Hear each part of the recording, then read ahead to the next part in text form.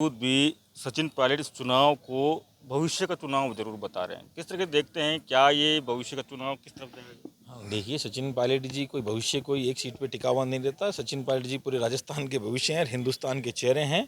लेकिन ये इनके चेहरे पे और उनके चेहरे की कोई बात नहीं है। चेहरे की बात है कि हमारे मान सम्मान की बात है, कार्यकर्ताओं की बात है कि डीसी भाई कार्यकर्ता है। अगर कार्यकर्ता को मौका मिला तो फिर पार्टियां कार्यकर्ताओं को टिकट देने का हौसला करेंगी, नहीं तो कार्यकर्ताओं का हौसला टूट जाएगा। मैंने पहले भी मीटिंग में यही कहा था। ये चुनाव में हमेशा कठिन परिस्थितियां होती हैं, हर चुनाव में होती हैं, सबके मुद्दे अलग अलग होते हैं। लेकिन यहाँ का मुद्दा एक ही है कि जो स्थानीयता का मुद्दा है वो हावी है, जो देखने को मिल रहा है। और जो आम कार्यकर्ता की बात है, जो डॉक्टर साहब ने खुद ने भी कही थी, वो भी मुद्दा है। वो चीज़ सारी चीज़ें आ रही हैं, लोगों के बीच में भी आ रही हैं। लेकिन विशेष रूप से संघर्ष की बात है, कौन संघर्ष करेगा, क्या करेगा, दौसा का विकास कैसे हुआ, ये जनता पता नहीं है क्या दौसा की जनता के अंदर कोई इंटर करंट चल रहा है क्या? देखिए दौसा में अंडर करंट वगैरह जो चलता है वो सारी चीज़ें, जितना भी करंट वगैरह है, ये पावर हाउस आप ही हैं, आप लोगों को ज़्यादा मालूम रहता है। हम लोगों को तो सिर्फ हरी घास दिखती है, क्योंकि हम जहाँ चलते हैं अपना सिर्फ अपने वोट मांगने के लिए चलते हैं। जितना भी करंट है वो सारा प्रभाव आपके बीच में हो रहा है, कितना क्या हो रहा है क्या नहीं हो। दौसा विधानसभा चुनाव का उपचुनाव बेहद रोमांचक स्थिति में पहुंच गया है और इस रोमांच में कांग्रेस नेता और पूर्व विधायक सोलंकी जी पहुंचे हैं। सर, कैसा माहौल दिख रहा है इस रोमांच का? देखिए माहौल नहीं, सब जानते हैं कि दौसा की सीट बड़ी हॉट सीट है और कद्दावर नेताओं की सीट रही है, सब लोग जानते हैं इसी तरह से। लेकिन सब अपने अपने, अब मैनेजमेंट के 2 दिन बचे हुए हैं, सब लोग जानते हैं कि बीजेपी मैनेजमेंट में माहिर है। तो हमारे जो भी कुछ लोग हैं, यहाँ के स्थानीय नेता मुरारलाल मीणा जी ने तो बागडोर संभाले रखी है, फिर भी जो भी और भी कई हमारे जो नेता हैं, वो रणनीति को अंतिम छोर तक पहुँचाने के लिए कि किस तरह से बूथ पे हमारे लोग प्रॉपर रूप से रहें, ये मेन है। कांग्रेस में जो विडंबना होती है वो यही होता है कि मैनेजमेंट के दिन, जिस दिन बूथ पे वोट पड़ता है, उस दिन की व्यवस्थाएं गड़बड़ा जाती हैं। अगर बीजेपी को हराना है तो सबसे पहले हमारे को बूथों को मैनेज करना पड़ेगा और बूथों पे अपने अपने लोगों को पहुंचाना पड़ेगा। उस प्रक्रिया में सब लोग लग रहे हैं और ये विचारधारा की लड़ाई है। अब ये जो पार्टियों की जो लड़ाई है, ये चरम पे पहुंच गई है और सब लोग जानते हैं। सारे जो भी प्रत्याशी चुनाव लड़ रहे हैं, सबके कर्म जो अच्छे बुरे सब किए हुए हैं, सब लोग पहचानते हैं, सब लोग जानते हैं। तो ये जो चुनाव होगा, ये दिलचस्प चुनाव होगा और कांग्रेस की विचारधारा इसमें जीत के आएगी, ये मैं आपको कहना चाहता हूँ। लेकिन सर, उसके बावजूद जिस तरीके से तस्वीरें सामने आ रही हैं, एक तरफ किरोड़लाल के भाई चुनाव लड़ रहे हैं, एक तरफ सचिन पायलट कह सकते हैं कि एक कार्यकर्ता चुनाव लड़ रहा है, तो कितना रोमांच मानते हैं और कितना मुश्किल चुनाव मानते हैं, क्योंकि सत्ता में बीजेपी है तो। देखिए चुनाव में हमेशा जो भी होता है, चुनाव में हमेशा कठिन परिस्थितियां होती हैं, हर चुनाव में होती हैं, सबके मुद्दे अलग अलग होते हैं। लेकिन यहाँ का मुद्दा एक ही है कि जो स्थानीयता का मुद्दा है वो हावी है, जो देखने को मिल रहा है। और जो आम कार्यकर्ता की बात है, जो डॉक्टर साहब ने खुद ने भी कही थी, वो भी मुद्दा है। वो चीज़, सारी चीज़ें आ रही हैं, लोगों के बीच में भी आ रही हैं। लेकिन विशेष रूप से संघर्ष की बात है, कौन संघर्ष करेगा, क्या करेगा, दौसा का विकास कैसे हुआ, ये जनता देख रही है। और जनता फैसला जो करेगी वो उचित फैसला करेगी और अच्छा फैसला करेगी, ये हमें आशा है।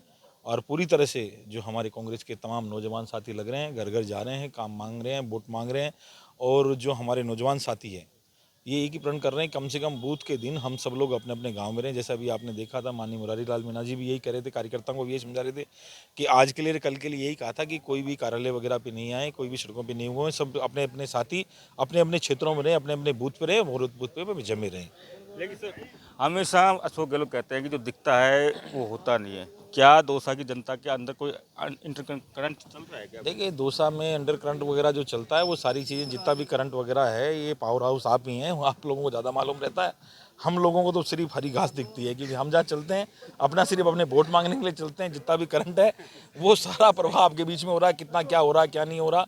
और सब सम्मानित नेता हैं, वो क्या कह रहे हैं क्या नहीं कह रहे हैं, चुनाव का समय है इस समय, वो भी कांग्रेस के लिए वोट मांग के गए हैं, चुनाव का नॉमिनेशन भरा के गए हैं। सब लोगों का दायित्व बनता है, पायलट साहब का हो, नवल किशोर जी का हो, ये परम्परागत सीट है, उनकी रिस्पॉन्सिबिलिटी अपनी जगह है। लेकिन माननीय मुख्यमंत्री जी नॉमिनेशन करा के गए हैं, डीसी भाई को यहाँ पे पर्चा जब दाखिल किया, जब जनसभा करके गए हैं, सब लोगों का दायित्व है। हमारे माननीय अध्यक्ष जी भी यहाँ पे आके गए हैं, सारे नेता सामूहिक रूप से मिलकर चुनाव लड़ रहे हैं और सातों सीटें जीतेंगे। बात ये कोई दूसरा की सीट नहीं है, तो सारे लोग कंबाइंड मिलकर चल रहे हैं। एक भी ऐसी सीट नहीं है जहाँ पे सब लोग सामूहिक रूप से नहीं गए। लेकिन सर, उसके बावजूद भी सचिन पायलट इस चुनाव को भविष्य का चुनाव जरूर बता रहे हैं। किस तरह के देखते हैं, क्या ये भविष्य का चुनाव किस तरफ जाएगा? हाँ, देखिए सचिन पायलट जी कोई भविष्य कोई एक सीट पे टिका हुआ नहीं रहता। सचिन पायलट जी पूरे राजस्थान के भविष्य हैं और हिंदुस्तान के चेहरे हैं।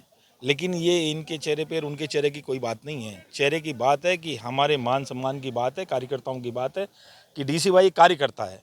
अगर कार्यकर्ता को मौका मिला तो फिर पार्टियां कार्यकर्ताओं को टिकट देने का हौसला करेंगी, नहीं तो कार्यकर्ताओं का हौसला टूट जाएगा। मैंने पहले भी मीटिंग में यही कहा था, ये मान सम्मान की बात है, अपनी अपनी नेताओं की बात की सवाल नहीं है, ये स्थानीयता का मुद्दा है, मुद्दे की बात चल रही है। जो जो जहाँ मुद्दा है वो वहीं होगा। ये एक सीट के ऊपर मान प्रतिष्ठा सवाल ये चीज़ करना, ये चीज़ चली गई अब सारी की सारी। मान प्रतिष्ठा वगैरह तो कैसे किसकी चलेगी, सब चीज़ मालूम है आपको, मैं ज़्यादा बताऊं कोई चीज़ वो नहीं है। लेकिन ये चुनाव अलग चुनाव है। ये सत्ता में कि इन्होंने भारतीय जनता पार्टी को 1 साल पूरा हो गया कि इन्होंने दौसा के लिए क्या किया है, राजस्थान के लिए क्या किया। आज नौजवान पूछ रहा है सारी चीज़ें कि चट भी मेरी पट भी मेरी, ये चलने वाली नहीं है। अपन लोग कहते हैं कि भाई सारी चीज़ें हो रही है, नौजवान साथ कुटाराघात हो रहा है।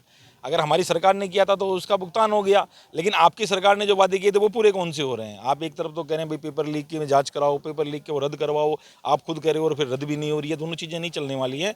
अब समय आ गया कि नौजवान अपना हक मांग रहा है। 1 साल से जो नौजवान भटक रहा है, जो उनके जो काम नहीं हो रहे हैं, वो स्थानीय मुद्दे भी यहाँ पे हावी हैं। आपने जिस तरह से देखा होगा प्रचार करते समय भी कई जो बेरोजगार मुद्दे जो लेके आए थे वो दौसा में भी घूम रहे हैं। वो यही कह रहे हैं कि भाई हमें वादा किया था कि हमारी सरकार आएगी तो हम ऐसा कर देंगे। वो लोग पीछे पीछे घूम रहे हैं, अभी चल रहे हैं, तो उसका भी असर यहाँ पे चुनाव में देखने को मिलेगा। बिल्कुल, धन्यवाद बातचीत करने के लिए। तो ये थे सोलंकी जो आज चुनाव प्रचार के दौरान यहाँ पर आए हैं और जिम्मेदारी संभाली है। संदीप मीणा, दोस्त।